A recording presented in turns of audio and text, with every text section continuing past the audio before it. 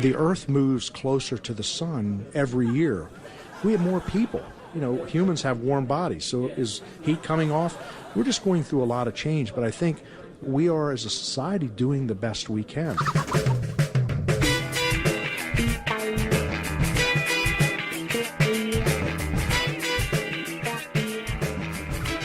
It's Thursday, August 17th, 2017. Welcome to Raging Chicken's Out the Coop podcast.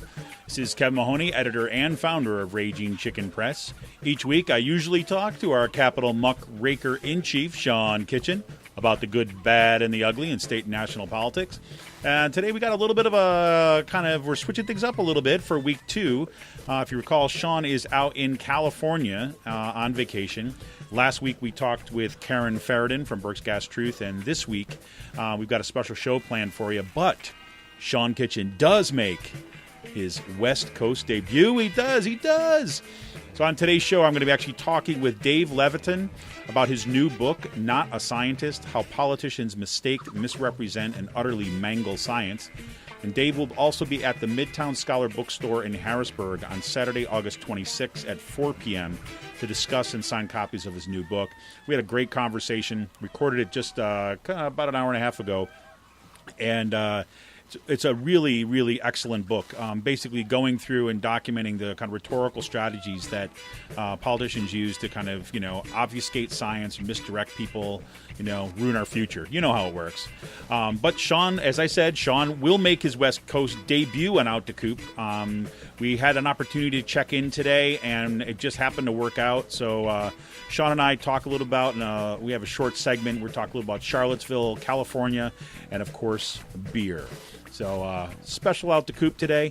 I want to remind everybody, tune in to the Rick Smith Show on Free Speech TV this and every Saturday at 7 p.m. At 7 p.m. Eastern, folks.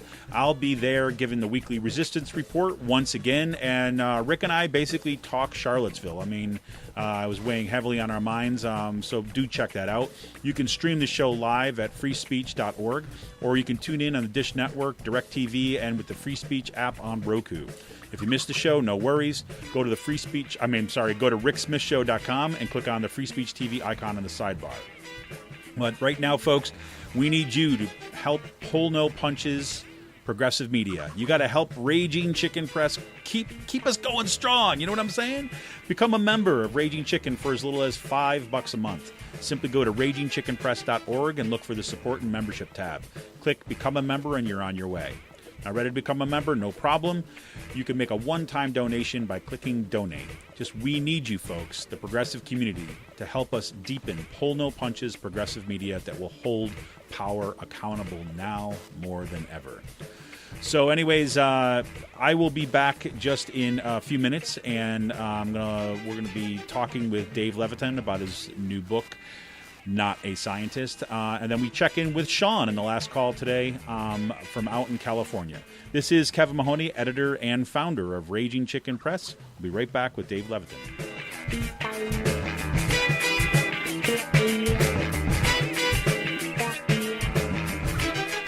I'm Rick Smith, and this is Labor History in 2. On this day in labor history, the year was 1985. That was the day that workers at the Hormel plant in Austin, Minnesota, went out on strike. They were members of the United Food and Commercial Workers Union, Local P9. Hormel had slashed workers' wages by 23% during the early 1980s. Benefits were also diminished, and incentive programs rolled back. These changes cut deeply into the Hormel workers' earnings. What had been considered a good job was changing drastically. This was the story for many workers in Reagan-era America. The 3,500 Hormel workers voted overwhelmingly to strike. The National UFCW discouraged the action. The strike lasted more than a year. Strikebreakers were brought in, including some of the union members who crossed the picket line to return to work. The National Guard was called in to keep the peace between strikers and the scabs. After a year, the strike went down in defeat.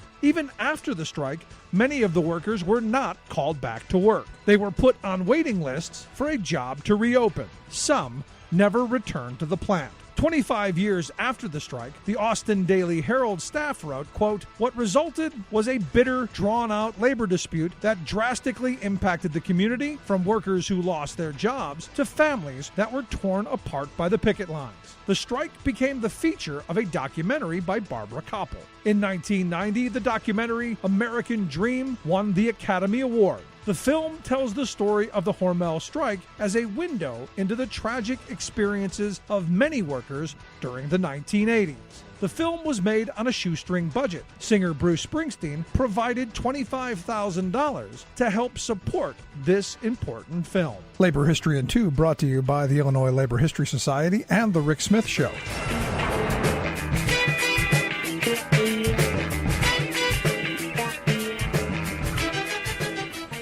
Welcome back to Raging Chicken Radio's Out to Coop podcast. This is Kevin Mahoney, editor and founder of Raging Chicken Press. This is, yes, it is, as I was saying in the intro today, week 2 without Sean Kitchen. Sean is out gallivanting on the left coast, partaking in national parks and his share of craft beer, we must say. We're actually going to get that update from Sean in the last segment of today's show. So this week, I'm bringing you week 2 of our special interview Out to Coops. Last week, of course, we had Karen Ferritin on from Burke's Gas Truth. And this week, I'm able to welcome Dave Levitan. And he is a greater Philadelphia-based science journalist, and he focuses on an array of scientific topics, especially in ways that science intersects with questions of policy and politics, right up our alley. Dave has written for Scientific American, Yale Environment 360, Slate, On Earth, Conservation, and numerous other publications.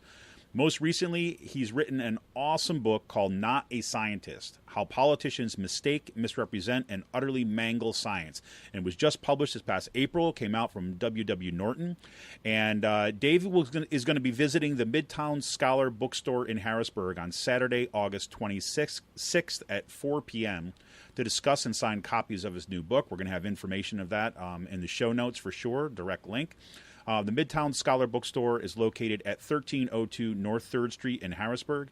You can also get more info on the event and the bookstore at www.midtownscholar.com. Special thanks to Alex Brubaker, the books and program manager at Midtown Scholar, for reaching out to us about this event and Dave's new book. So welcome to Out the Coop, Dave. Thanks very much for having me. Man, I'm so psyched that this book is coming out, and it's coming out when it is. I mean, partially this is, my own personal interest. I teach rhetoric. I teach analysis of argument and do research, all this other kinds of stuff, and the school year is about to begin.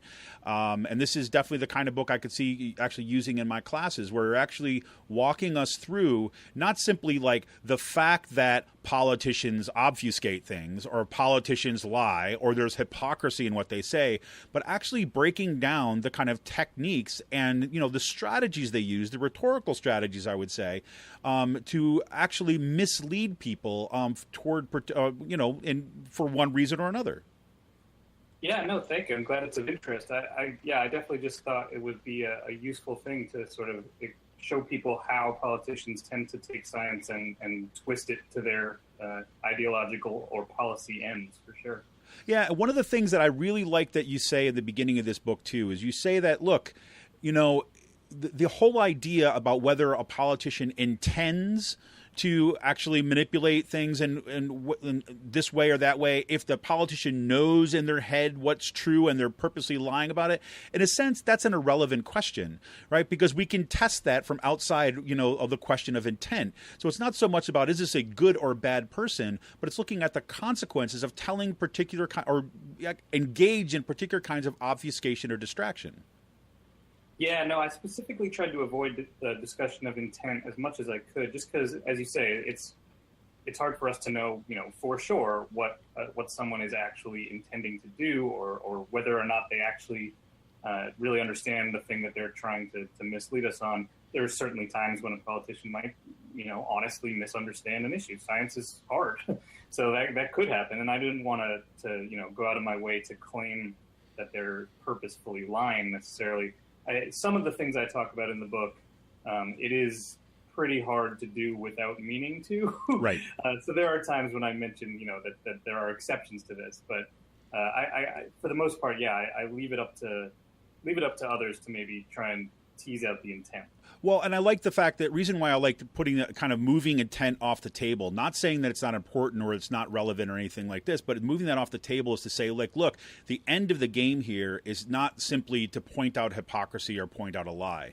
It's be able to recognize it so that we can do something about it, right? Because there's things at stake. I mean, you know, two of the examples that you use throughout the book, which we're going to get into in a minute, you know, things like, vaccinations, right, and climate change, these have real consequences for real people. So, you know, the science is important. Getting it right is important. And then we have ways of testing that through peer-reviewed journals and kind of the best scientific minds, all that other kind of stuff. So we can point these things out and try to direct policy back in directions that are, you know, are going to be most beneficial for the most amount of people. Yeah, totally. I think that, you know, if any policy, you know, or policy initiatives or legislation that relates to scientific issues, in a way, it almost makes it easier because you can ignore the people, the intent of the person behind it, because, as you say, we have evidence on these things. You can turn straight to evidence and say, you know, this is a good idea or this is a bad idea. Here's why. And I think that it's, you know, if people get used to doing that, to requiring evidence regardless of the person behind it, then we'd all be a lot better off.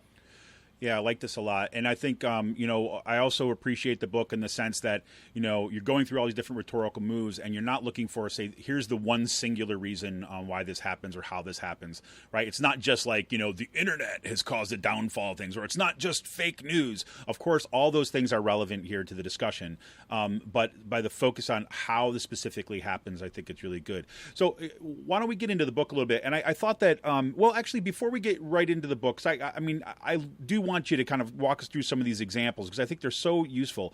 But we talked a little bit about this before we went to recording today, and I thought it was interesting to say, you know, kind of what got you to this place to begin with? Like, why? How did you end up kind of, you know, Dave the guy before this book, right? Getting to the point where you say, hey, you know what? Having a book that's kind of walking through these examples, these you know, rhetorical examples, these strategies regarding science and politics and policy. What kind of put you onto this? So, yeah, the idea came from when I was actually a staff writer for factcheck.org. This was in 2015. I was hired by them as their first ever science writer to cover, you know, politicians getting science wrong. They had covered some of it before, but they got a grant specifically to start a section, which they called SciCheck, just about science and politics. So they hired me to do that.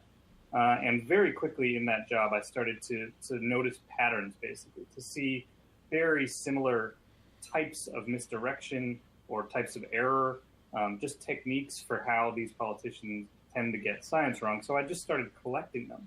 And it really didn't take very long before I sort of had a list, which, you know, really does resemble the table of contents that ended up in this book.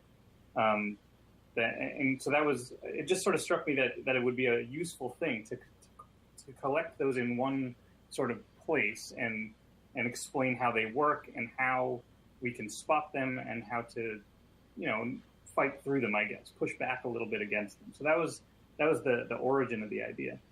Excellent. And I love the setup of kind of saying, here, okay, let's name this thing. Like, here's this one particular move. Let's name it.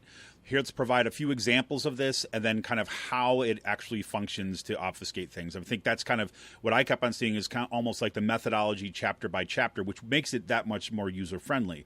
So let's go right to the beginning of the book. I mean, I love the way that you set the context here.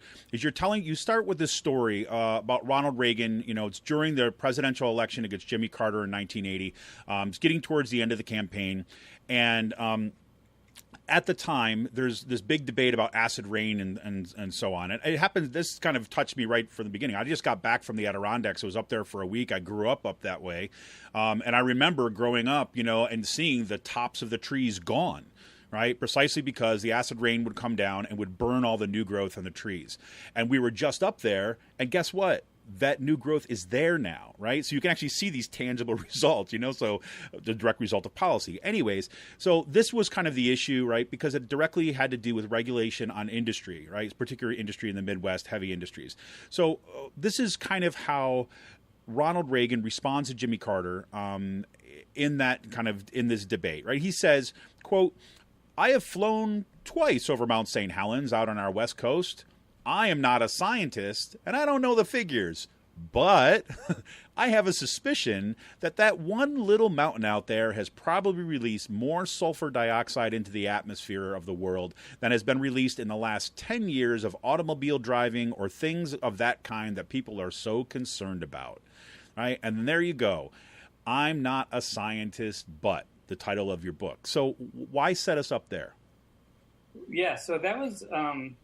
when I came across that example, I was pretty fascinated. I think a lot of people are probably familiar with that talking point, the "I'm not a scientist," in a more recent context. A lot of politicians have used it in the last decade, say, most often to do with climate change. And they'll say, "I'm not a scientist, so I don't know, exactly what's happening to the climate," but then they'll say that we shouldn't do anything about it. And they'll say, "I have a snowball," right?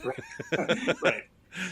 But yeah, so I tried to find sort of the origin of that talking point, and that the Reagan example was the first one I could find. I should say, because I'm all about requiring evidence, I cannot promise that that is the very first time it was used in that way, but it is the first one that I could find. So in my head, at least, it's sort of a founding example of this very, very silly, kind of dumb talking point where a politician will sort of disavow expertise by saying, "I'm not a scientist." Then, of course, they go right ahead and say something about science anyway, and not only say something, but then do something about it. They will go ahead and legislate, or in the case of the president, they will, push back against regulations or against legislation in order to push an ideological agenda or policy agenda that really has no basis in the science. In Reagan's case, his point about Mount St. Helens was dramatically wrong. I mean, he was off by many orders of magnitude in terms of how much sulfur dioxide, which,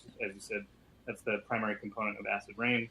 Mount St. Helens was not even close to emitting as much sulfur dioxide as humans did, or did at the time, still did.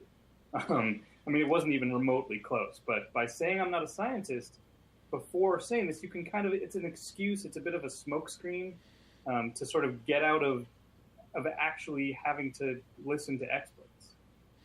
Well, and it's also, the kind of stuff, I thought it was an interesting marker too as well. Like, again, I know this is not, you're not explicitly making this like partisan arguments here or things like this, but it does follow, right? This is a marking point, right? Since Ronald Reagan is such a significant marker in kind of the trajectory of Republican politics, right? And the ways the way that party has moved. And frankly, beginning in the 1970s, or right around 1970s, and with the lead up to Reagan, is when you started having the huge investments, by these kind of,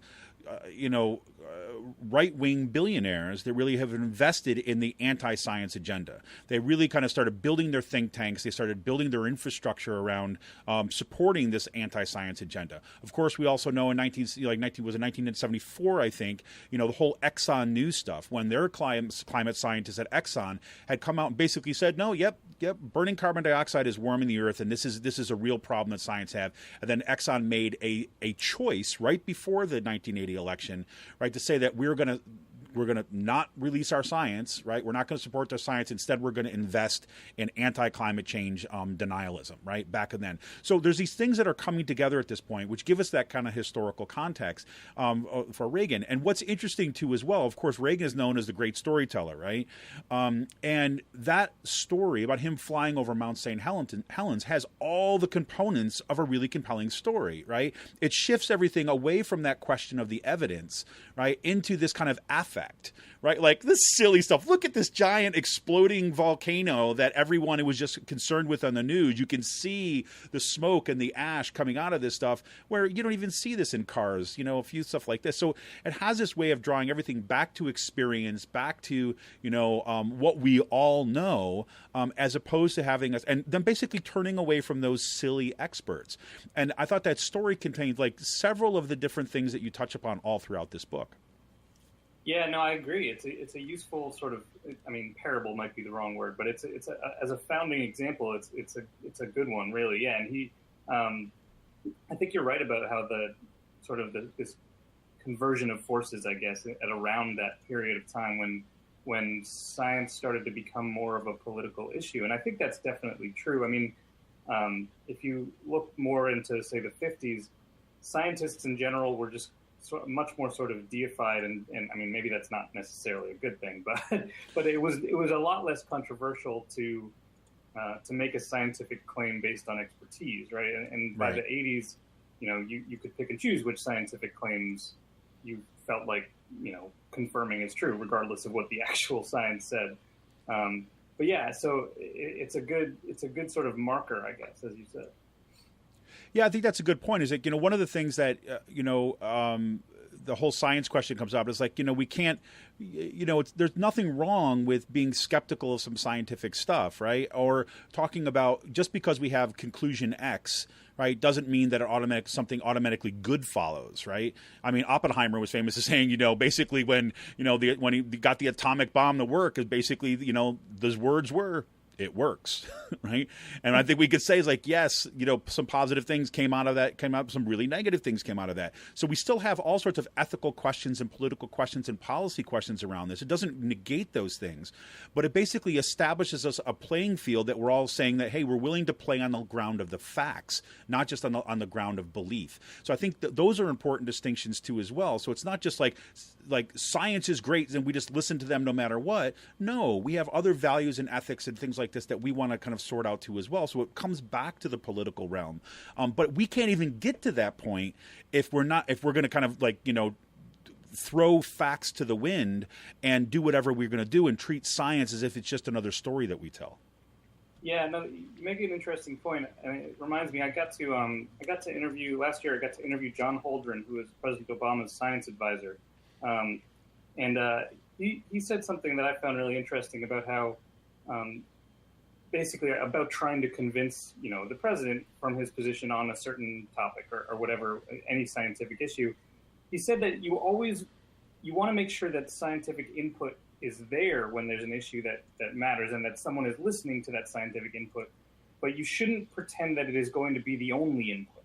That there are, as you said, there are other factors involved with major policy decisions or political decisions that we shouldn't ignore. I mean, science is something that is a very useful framework for understanding the world, but you can't just saying this is a fact and therefore nothing else matters is actually not that useful. It all has to go in, that all these inputs have to come together in a way that we all agree is useful. But the starting point for that is that we all have to agree that there are certain sets of facts that are true or that are at least our best understanding of something.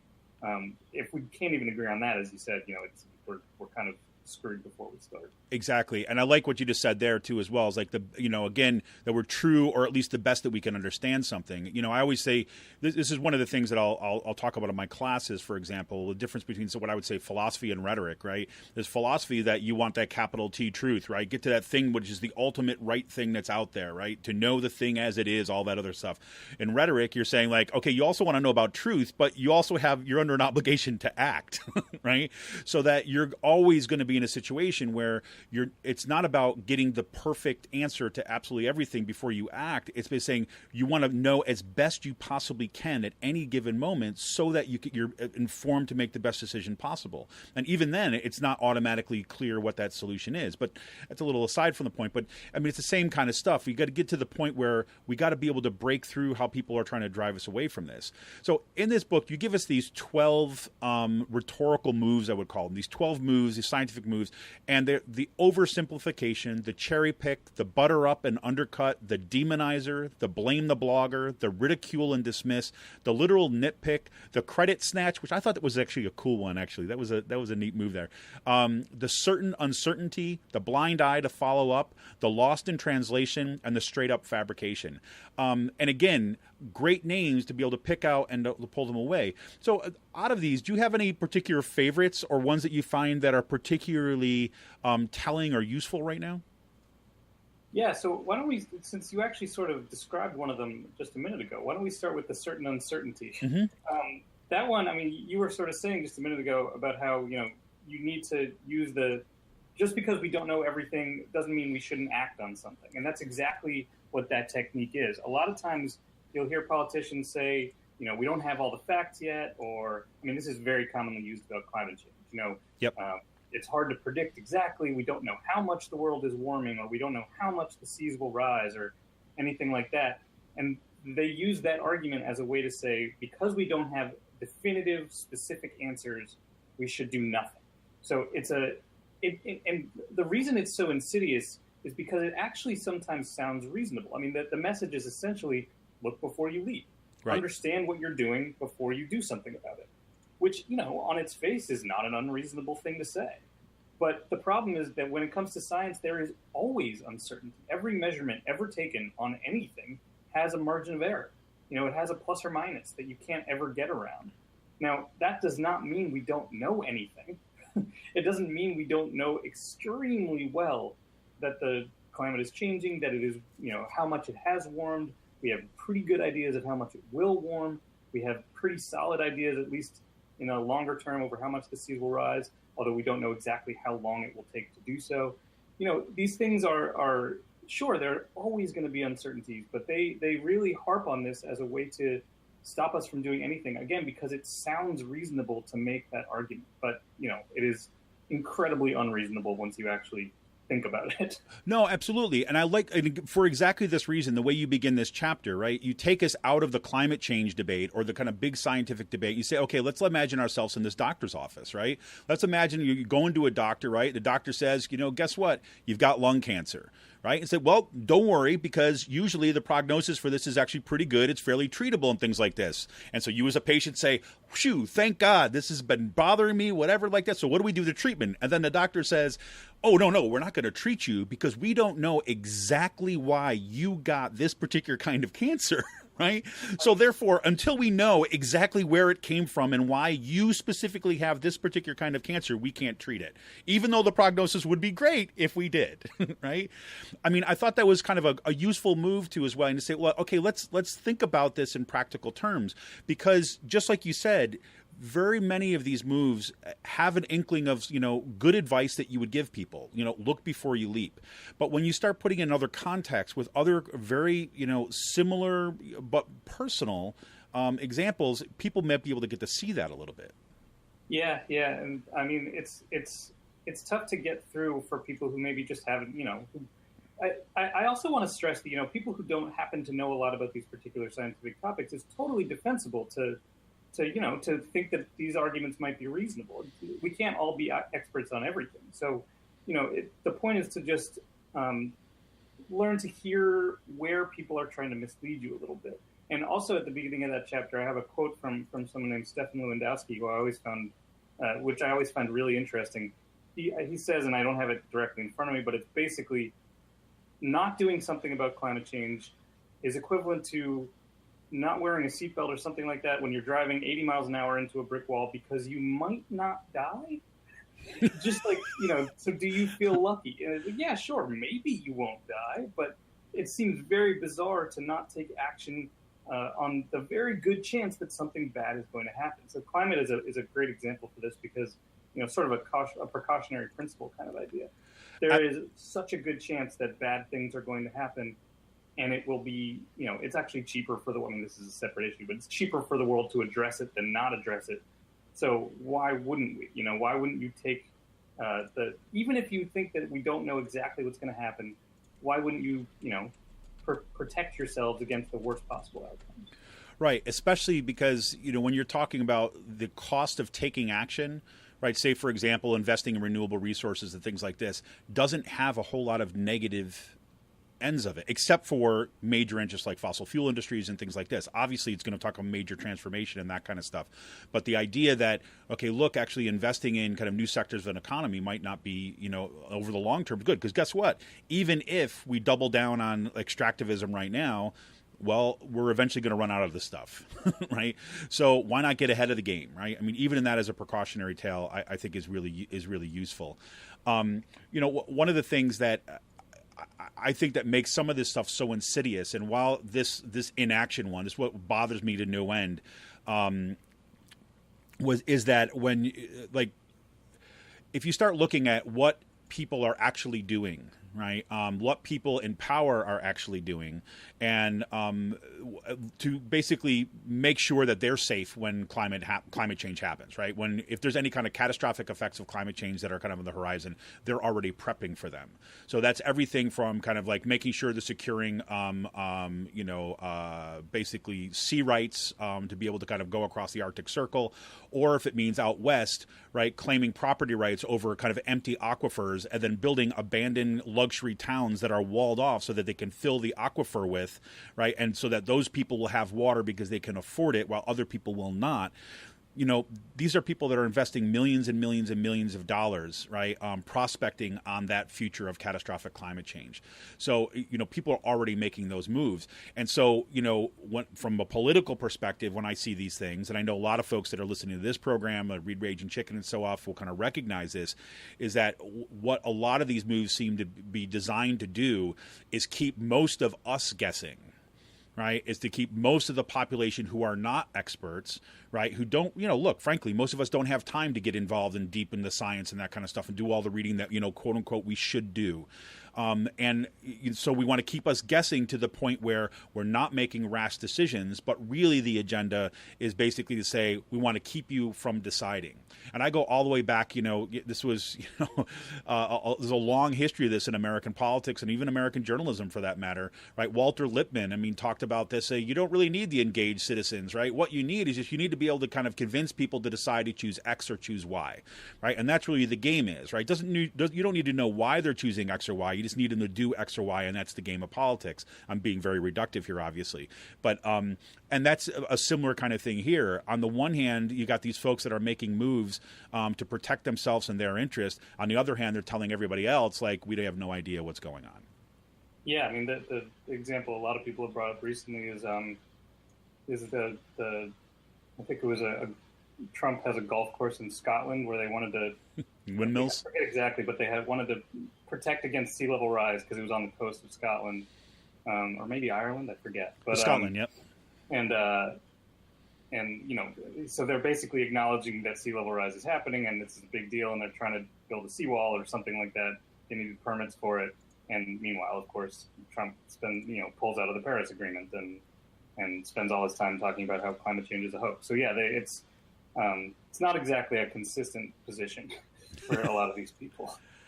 That's for sure. So if you pull another one out for us, what are some other ones you want to draw our attention to? Sure. Another one that I find sort of, it's probably the one that gets me the most angry, I guess, is the ridicule and dismiss. Mm-hmm. So the idea here is that politicians will often describe some bit of science or a certain study or a certain issue in just ridiculous terms, very sort of silly sounding, dumb sounding terms as a way to dismiss the possibility that we should be doing this.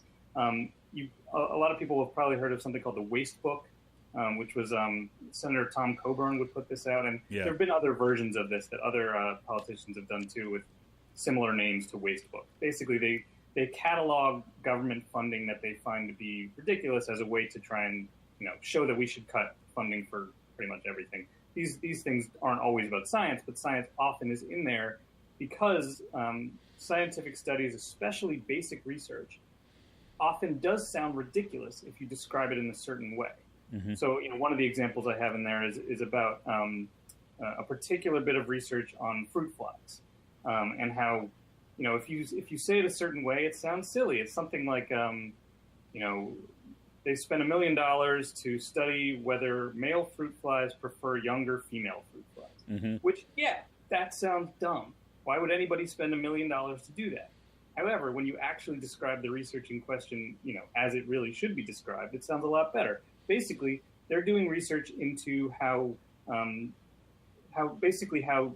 sexual reward promotes healthy aging and how aging is related to sex and everything in fruit flies. Yes, because that's what we do with science. We study fruit flies and mice and rats and zebrafish and all sorts of other things as a way to understand people. That's just how science works. Right. But they use this all the time, and it's so maddening because it's used as a way to try and cut funding for the National Institute of Health, for National Science Foundation, for the primary means of supporting basic scientific research in this country.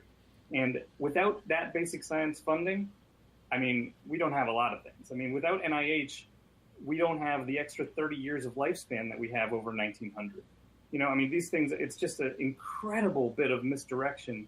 And frankly, it's one that it's weird that it's still used, because funding for NIH has actually become sort of a bipartisan agreement. Like, a lot of Republicans do actually agree this is a good use of money, because it ends up saving the country so much money on healthcare in the future. I mean, there's sort of, differing estimates of returns on investment and everything, but generally speaking, spending money on basic research is a great idea. So ridiculing it is really sort of insidious, I think. Well, I think, again, this is a little bit outside of the scope of your book, but I think that one of the consequences of a lot of these moves has also to do with the target of a particular, say, class of, say intellectual, right? You're talking about as experts and so on, and wanting to basically discipline these folks to be able to kind of fall in line around political ends.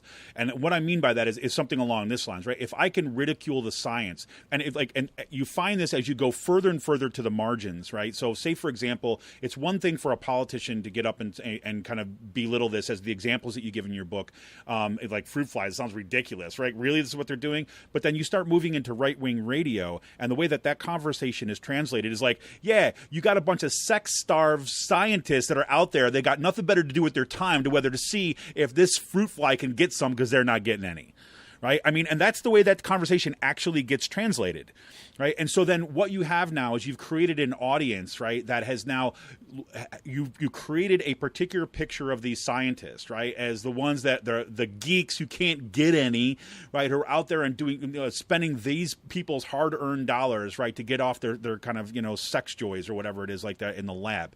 And that basically undercuts any kind of legitimacy of this person as the scientist is doing legitimate work. It reduces them to this kind of like, this high school characterization of the guy, the lab guy in the corner, the geek in the corner, whatever like this, that everyone else can laugh at.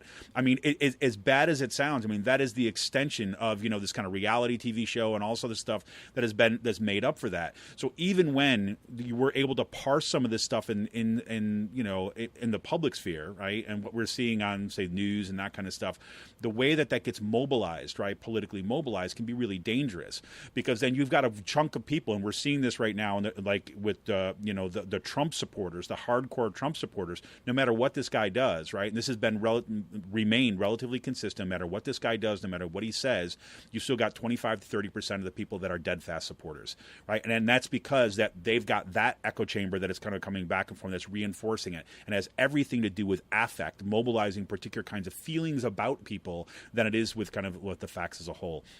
So, I mean, again, I see so many of these things. I'm saying, on the one hand, there's particular depictions of scientists, and this is what I like the discussion around NASA and things, because NASA is always, that aspirational scientific, government agency, at least for the most part, right? Until it's not, right? Until actually, as you lay out the stuff about, until NASA, you realize, well, NASA actually contributes a lot to climate science, so that we need to find a way to undercut that, yet without now taking away about the fantasy about space. So interesting stuff that's going on.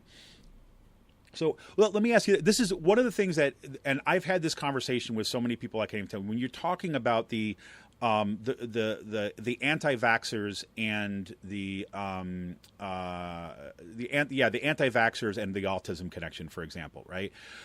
You mentioned this at one point. I was so happy to hear you saying this, is that you talk about the herd protection, right? You talk about, the fact that the reason why you want high levels of vaccination is because there are some people that are at risk, right? But as long as the vaccination levels are high enough, right, then these other people won't be at risk, right? Because that's just part of it.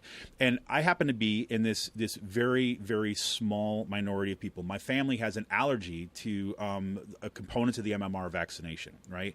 So, for example, like real documented medical, right, allergy to the MMR, not autism. My sister is mentally handicapped because, number one, because of the MMR and because of medical malpractice at the hospital that they went to. They didn't give her the right stuff to bring down the swelling in her brain, basically. So she got encephalitis and so on, and she's brain damaged as a result. I was in a coma when I got it, right? So things like this. So we have 2 young kids, and we're very cautious with our children, right, about this. So I've talked to my dad and my stepmom, who they had kids, and how they dealt with it with them. And basically, they waited a little bit until their immunity system had built up. This is based upon medical advice that we have been given. All right. So that had been the context that I had grown up with, right? I had to get doctor's notes, letting people know about this, and so on. Now, when we had our kids, right, because of this anti-vaxxer stuff, it was virtually impossible to actually get a doctor to listen to us about that history, because you watch that happen. The doctors would start rolling their eyes, and they put us in this category of these anti-vaxxers. Right. And so we have to bring in like reams and reams of documentation just to get them to see that we weren't part of the crazies. And that worries me, because basically what it's saying is that by the fact that they've gotten so many inroads on this kind of anti-vaxxing stuff, is it's actually putting people at risk, right? Not just themselves, but putting people at risk, and even kind of dividing the debate in ways that are not fruitful, right? Because science, as you say in the book over and over again, science is hard, number one, and it's complicated, right? It's not black and white, either or, yes or no, right? There's a range of possibilities here. I'm curious your thoughts on that. Well, yeah, it's an interesting point. I mean, that the anti-vaxxer stuff not only, just sort of directly harms people in the sense that now they might get measles, right. Just a direct consequence of this. But yeah, it can have these other effects where the discussion around it has changed to the point where, where doctors might be a little less receptive to something like your situation, where there is a medical reason where someone can't get a vaccination or has to wait or whatever the situation may be.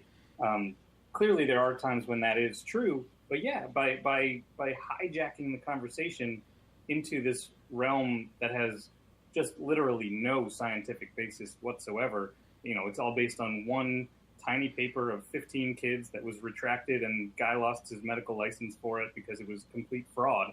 That's the entire basis of that. So yeah, it's a sort of secondary effect that now people might not listen to the actual medical needs involved here. It's really unfortunate, but I mean, I think it's the way to fight back against that, I guess, is to try and sort of inundate the conversation with the idea that this connection with autism is completely fraudulent, that there is no connection whatsoever. So if that becomes just sort of the standard discussion, which in this is still a relatively small fringe group of people who disagree with that, right? But still, if you can, the whole point here is to make it nearly impossible for anyone to make that claim. And so when politicians make it, people with large platforms, with large audiences, they can do an incredible amount of damage to the public health in one sentence. And even if they take it back, I mean, I wrote a few years ago about Rand Paul from Kentucky, who made a comment about vaccines that he then took back like a day later, and he even appeared in the New York Times getting a booster vaccine for hepatitis A or something.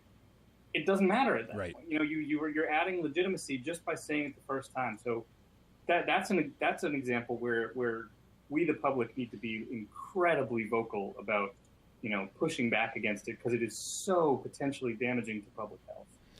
That's a great point. So, again, Dave Levitan is going to be visiting the Midtown Scholar Bookstore in Harrisburg on Saturday, August 26th at 4 p.m. to discuss this book, Not a Scientist, How Politicians Mistake, Misrepresent, and Utterly Mangle Science. We're also going to put a link down in the show notes here to his book, and we hope you're going to pick it up. And if you pay close attention, that we may have some special kind of extra copies for some people listening to the show today that we'll give up, and we'll have some more details about that coming up too as well. So, Dave, in the end, you got this book. You kind of making your rounds on here. If you kind of give us a snapshot of kind of where you see things now, right, and what you hope to kind of come out of this. I mean, obviously, no one book is going to kind of transform everything that's out there. I mean, but I think this is really a significant contribution. So how do you see things moving, right, or what do you hope to see kind of coming out of this? Yeah, that's a great question. I can't say I'm super optimistic about the way things are right now in terms of the rhetoric around science and politics and everything. I am encouraged, I guess, by just sort of the growth in interest in fact-checking and sort of discussion of the need to focus on fact and truth. I mean, clearly the reason that discussion is happening is because of some people are ignoring those facts, but at least the discussion is happening. So there's some sort of bright spot there. I think in terms of science in general, if I had to pick, we're moving in the right direction, but it's not like a definitively right direction. It's like just sort of veering a little bit in the right direction. There's still so much, effort by politicians put into confusing us and misleading us on these issues.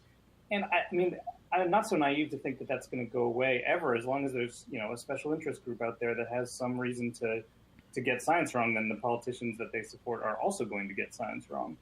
But I guess I'm seeing some very sort of mildly encouraging signs that people are starting to push back a little bit. And hopefully, the book is some mild, tiny bit of ammunition in that fight. Well, I would say it is. I mean, I would say definitively it is on my end, at least, because it does things that I think are so important for social movements. The way I look at it, and for people and for an educated citizenry, is the things that, like I said before, you've named these things, right? And I think that's part of the deal, right? Being able to say we're going to put, we're going to be able to call this to cherry pick. We're going to be able to call this to butter up and undercut. We're going to be able to call this to blame the blogger, and so that helps in recognizing when those moves are being made. That's really good. The other thing that I'm really encouraged by, is basically look back to what we saw the march for science, right? When scientists themselves are getting to that point, right? And Carnegie Mellon's done some great work on this in scientific communication, right? Basically saying, listen, scientists, you got to get out of the lab and you got to be able to communicate this to a broader public. That's something I think that we've lost for a while, that I think that, both political parties for that matter, with their over-reliance upon experts, have forgotten that part of what you need to do then is that you need to move from, okay, yes, we need to get the research, but then we need to be able to communicate it to a broader public, right? And again, I think this is a great place, a great spot where your book fits into that. It helps bridge that gap so that we're not just saying requiring of everybody to go out and learn all the science so that you can be a physicist too, but you're understanding the communication around science and why these things are important. So, man, I really appreciate you taking time for us, and congratulations on this awesome book. Well, thanks a lot. I appreciate that. And thanks for having me on. That was fun. All right, everybody, remember the Midtown Scholar Bookstore in Harrisburg, Saturday, August 26th. Dave will be there at 4 p.m. to discuss his new book, Not a Scientist, How Politicians Mistake, Misrepresent, and Utterly Mangle Science. This has been awesome. I'm so psyched that Dave could join us today. This is Kevin Mahoney, editor and founder of Raging Chicken Press. We will be back right after this.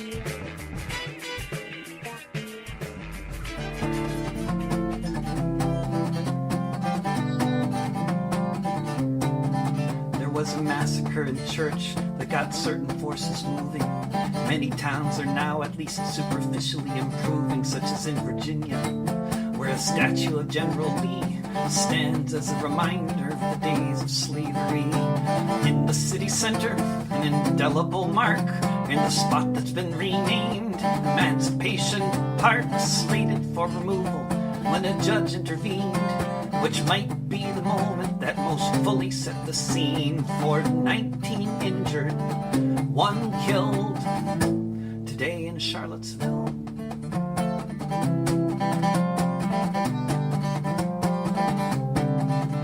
With their men in the White House, members of the right marched through the university, torches alight, chanting against immigrants, Africans and Jews. But it's not the flying bottles that put them in the news, so much as the bigot in the car, revving his engine loud, speeding forward and then back, running down the crowd, using the same tactic promoted by Islamic State.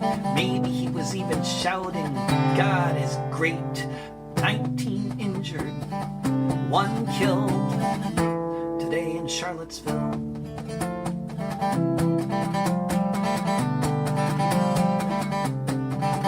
More than half the city used to be in chains. Now their descendants, who still remain, are being forced to leave.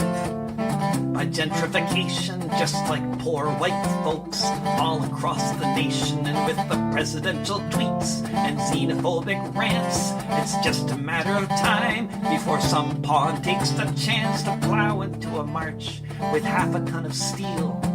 This is not fake news, it's real.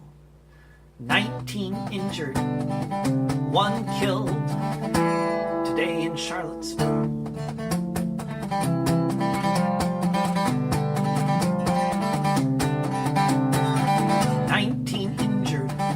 One killed today in Charlottesville.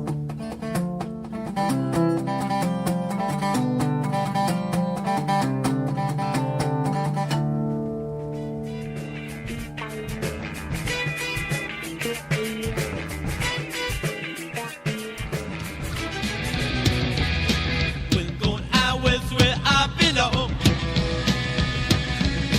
when the days are short and the nights are long.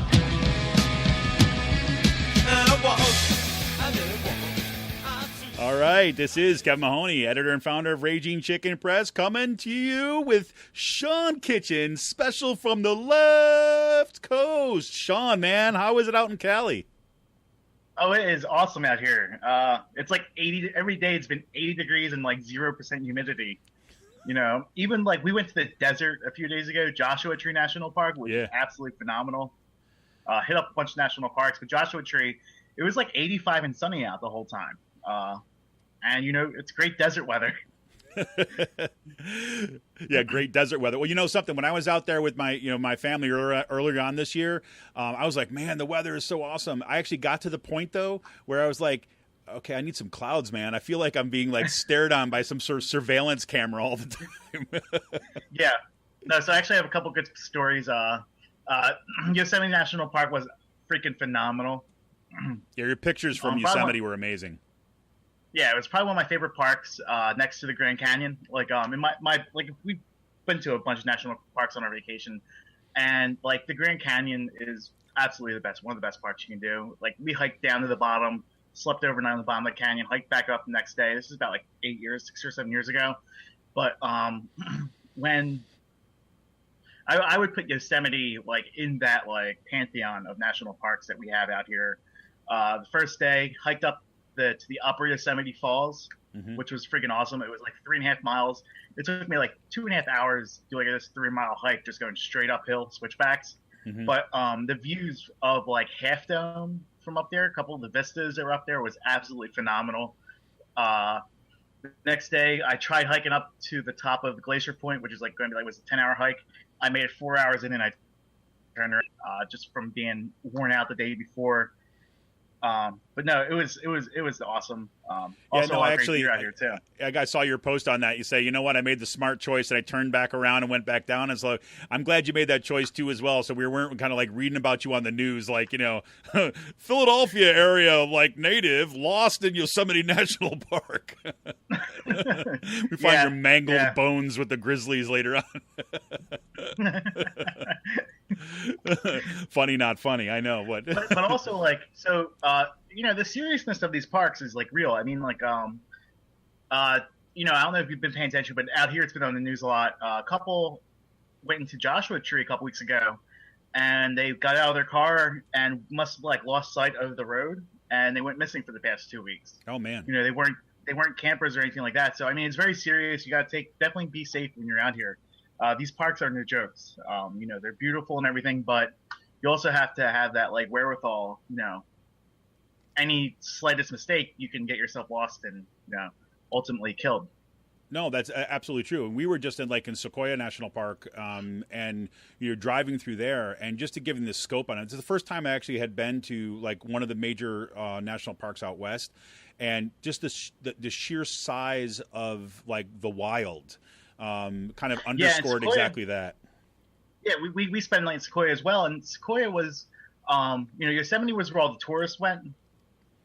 Sequoia is where like your backcountry campers, fishers, and the hunters would go. That's more of your recreational park in the Sierras. And you know, I was out trying to do some star photos with my camera, and because I have like a camera, a remote for it. And like this is like even like 15 feet outside of our hotel, our lodge door. We're in this like lodge, and it's so dark and all. So the whole entire sky's lit up, and someone just came up to me and said, "Hey, do you see that cat over there?" And I'm like, "What cat?" You mean like meow cat? And there's a cat hanging. Yeah, there was like this like bobcat or something hanging around the trash cans where I was shooting photos at, and I got some good star shots, like just like messing around with the camera, and I just packed it up and went right back in. I could deal with bears. Bears and coyotes are fine because they're generally will like go away from you. Cats, I don't mess with cats.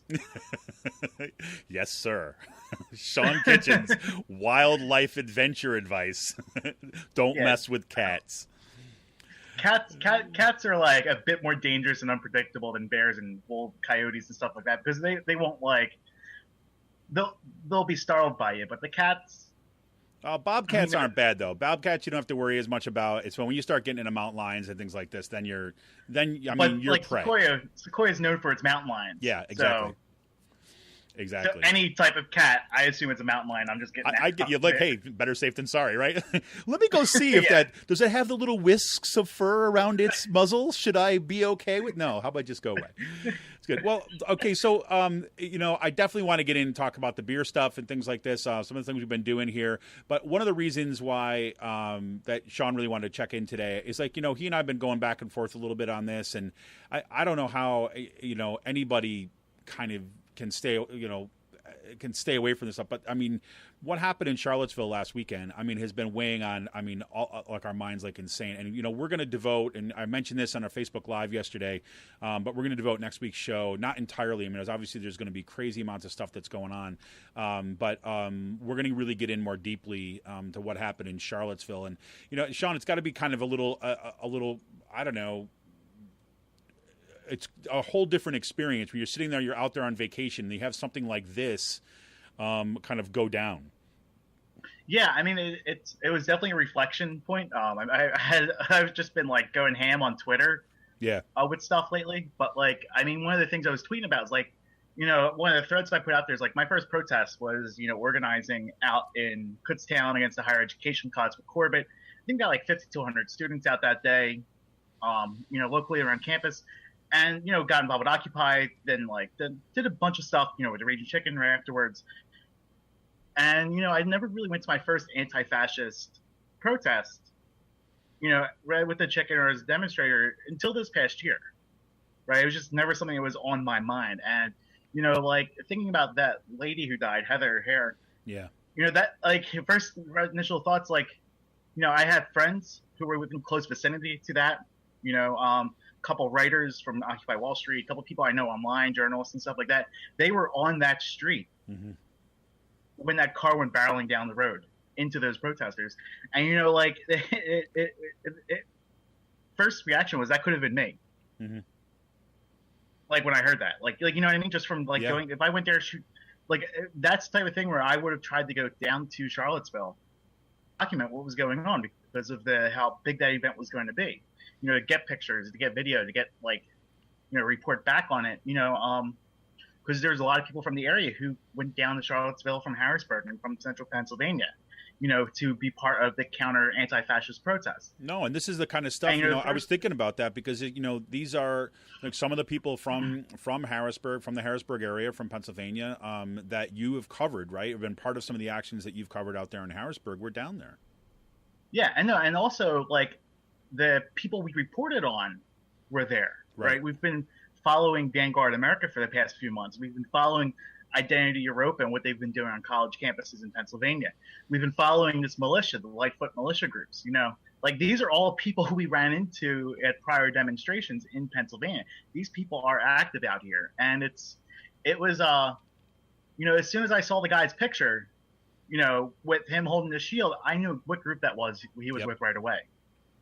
And it was just wow, these are the people we saw just a couple months ago in Harrisburg for the March Against Sharia. Well, it's you and I had some conversations about this, just not as part of the podcast and stuff, but just in a sense trying to gauge how we cover some of these things and stuff, because I'll tell you, it's when you get a lot of people kind of poo-pooing kind of coverage of say the anti-fascist stuff or about these marches, they really want you to kind of they'd rather you just not pay attention to those Nazis, not pay attention to those KKK people, not pay attention to those alt-right things, and they'll go away. We've consistently come down on on the side of no, we need to be covering this stuff and shining a spotlight on these things.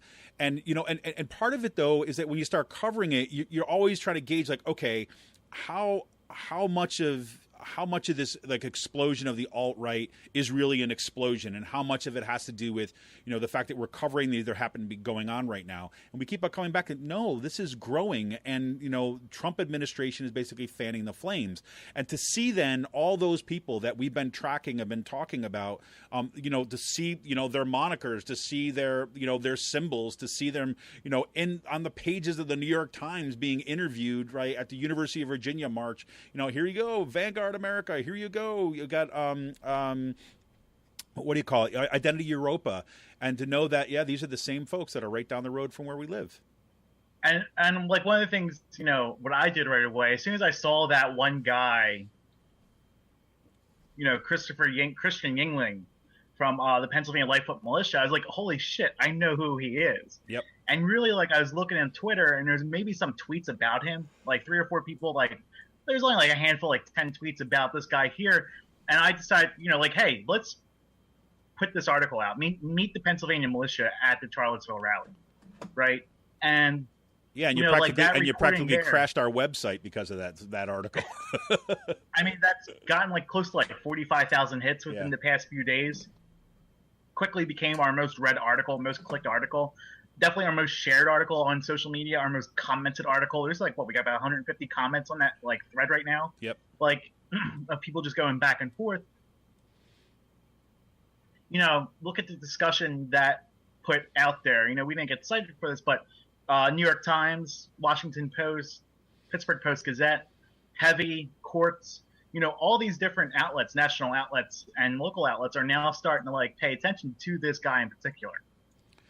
Yeah, it was actually the thing that I was happy about is that if you look deeper in some, this is getting whatever in the weeds for everybody a little bit, but you look at some of the analytics of stuff, because you're looking at the site and kind of tracking how many people looking at different articles and that kind of stuff.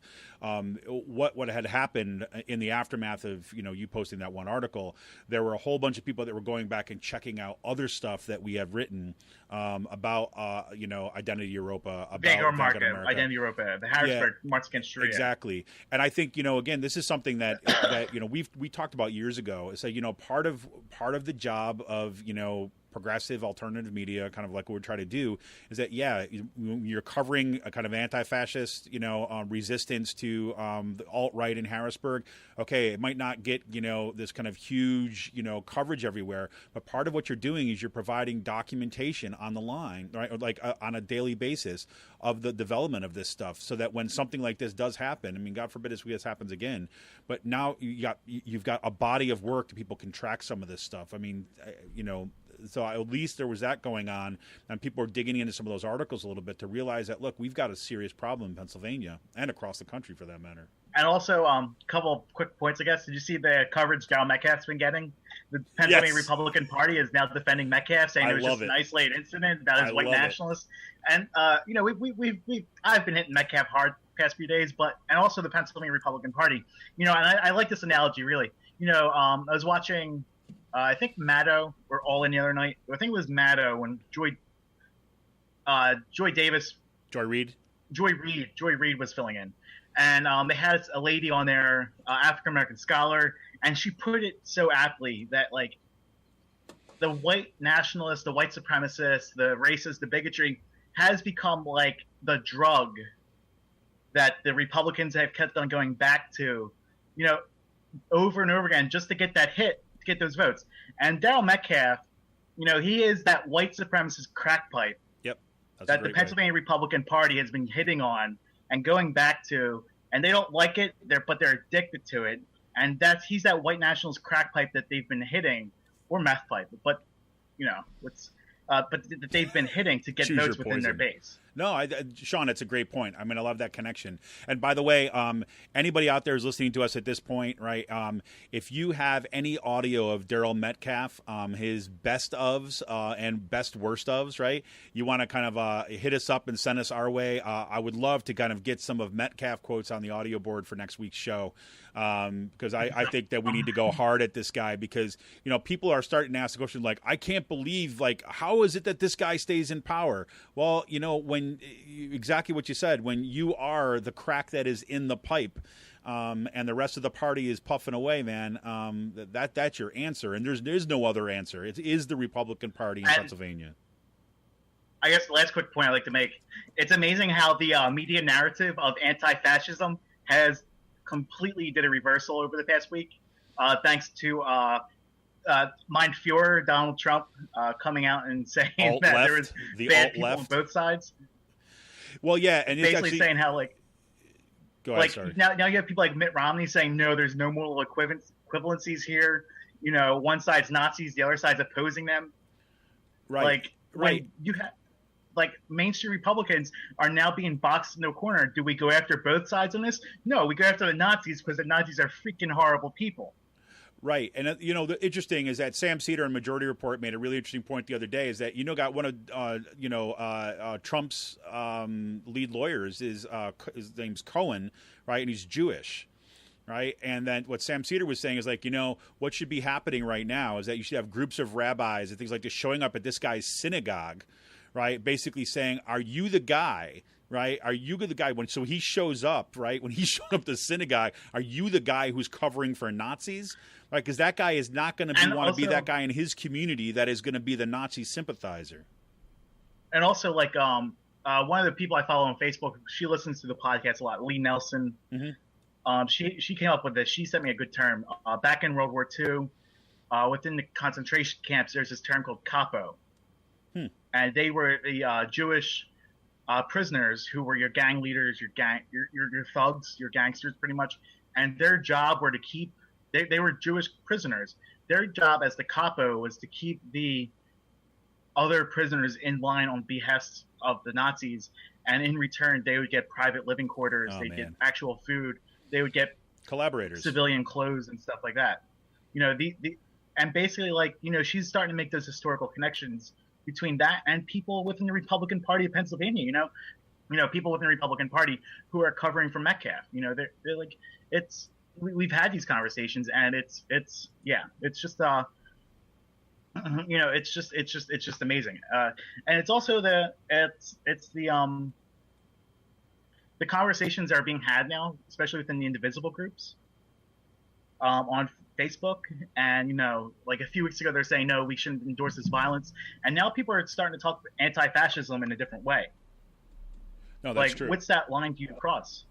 Is Charlottesville, I guess we can talk about more of this next week, is Charlottesville a coming out party for the alt-right and the white nationalists, since they all came out with their hoods off and are now getting outed as neo-Nazis? Or is this a turning point for the anti-fascist movement within this country, or pretty much your anti-fascist movement, not Antifa in particular, but your anti-fascist movement, where people are like, no, we got to stop this now?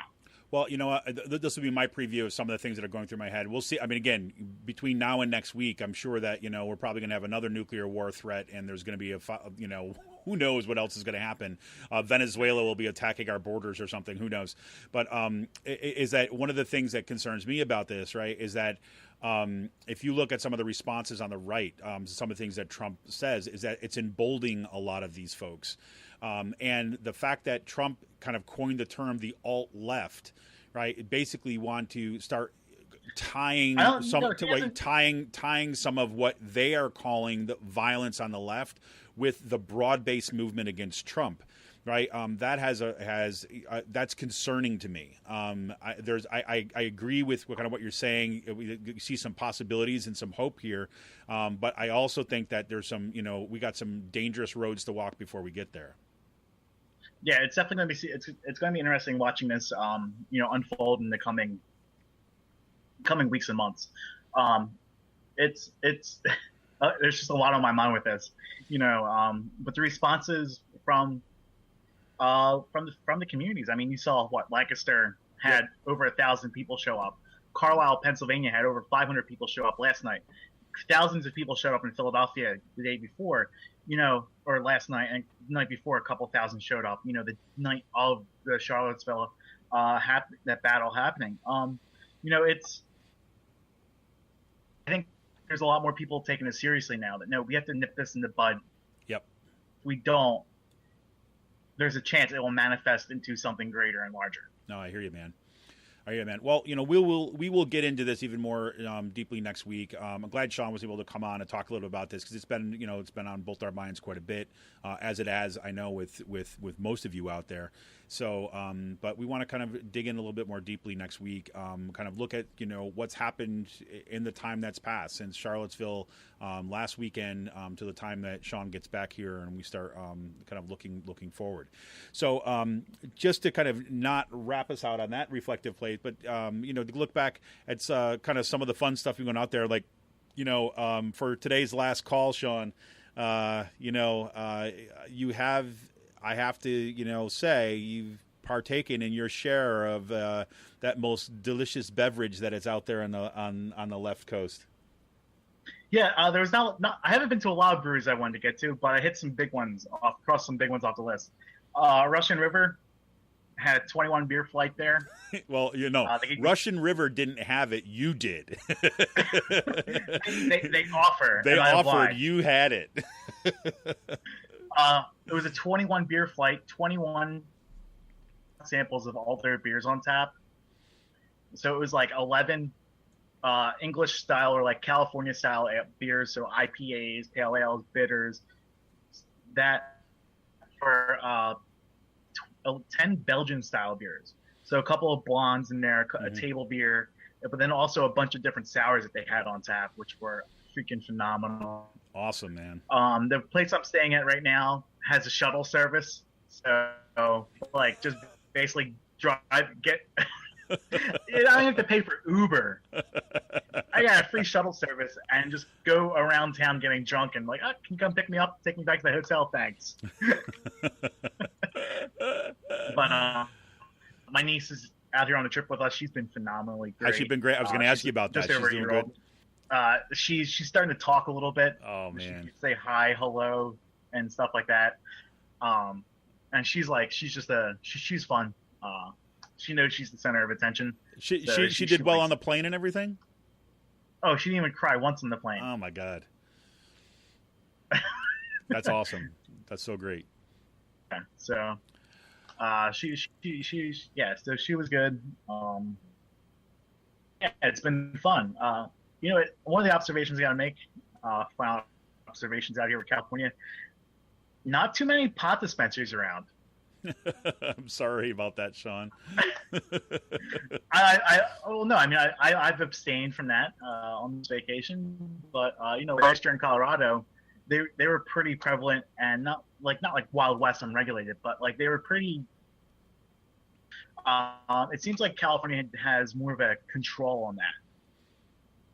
Some of your like resort areas, your like tourist destinations and stuff like that. No. I think Colorado and Oregon have been out kind of in the forefront of that too as well. So you have a much deeply developed system on that in terms, and especially how it got rolled out. But that's for sure. Well, we have on my end of things out of here, we've got some cool news today. I'm psyched about the Free Will Brewing today at 3:00. They are going to be releasing Chasing the Dragon in cans, 16-ounce cans. 4-packs are available. There's a 1-case limit, but that comes in at 11.2% alcohol. And this actually has been one of my favorite beers that Free Will has produced. It is super hoppy. They've been getting a little hating on their website, in part because they're getting bigger. They're like, Chasing the Dragon, that's really inappropriate given the opioid crisis and things like this. I'm like, okay, fair criticism, whatever like this. But it has been around for a while, since Free Will started, and the idea is to kind of have the most kind of like hoppy, like, you know, the IPA that you will never forget, right? And they've had it on tap. They've never canned it or bottled it up until now. But so I'll be picking some of that up at 3 o'clock today, and some will be for you, Sean. Like 60 IBUs or something like that, something crazy. Yeah, like IBUs are like through the friggin' roof. Yeah, it's nuts, man. It's what is it, 1805 or something like this? I think is that. Does that sound right? I'm trying to look at the 180 IBUs.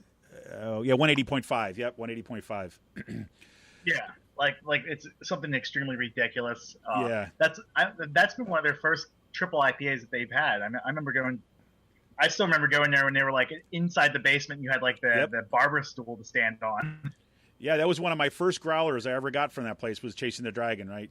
I love that. So, so that'll be today. So, folks, you know, if you're around in the Percy area, Free Will Brewing will have that. One other announcement on Free Will. They're kind of basically closing out the summer with a bang. On August 27th, they will have a Sour Sunday number 4. Right, and that will be at 12 p.m. at Free Will. This begins at 12 p.m. at Free Will Brewing. Their Sour Sundays are awesome. So if you get out there, it's great. It runs from 12 p.m. to 8 p.m. And again, Free Will Brewing Company is at 410 East Walnut Street in Percy, PA. Their sours are fantastic. The new sour guy is just doing a bang-up job. I'm sorry, what'd you say? So I got some good Pizza Boy news too. Oh, you do? Do tell.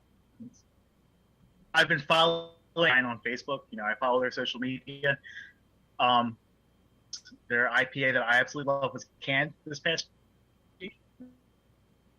You're breaking up. You're breaking up. Glitter. Wait. You're breaking up. Start again.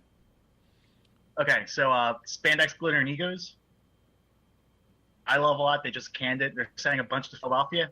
Origlio is going to be wholesaling it, so keep an eye out down there. In-house, they have Spandex Glitter and Amigos, which is their IPA with limes and jalapenos in it. Oh, man. So that should be pretty good, and that's going to be on tap. I'm looking forward to try that when I get back. And they also did another of their legendary IPAs, and this time they did it with orange. Nice. So it's an orange IPA that's going to be coming out. Orange, lemon sugar, milk sugar IPA. Oh man! So I hope that basically we're going to get an actual taste test report for you for next week when you're back here, back in PA, back on the East Coast, and so we kind of get back to it. So Sean, man, I'm so glad we could make this happen today, and I know you've got a big day ahead of you here, and then you got to kind of get rolling pretty soon. But you know, enjoy the rest of your time in Cali and have a safe trip back. I will. I'm looking forward to next week. All right, man. This is Kevin Mahoney, editor and founder of Raging Chicken Press. We are out of here for today. We're going to lead you out with this. See ya! When going out west where I belong, when the days are short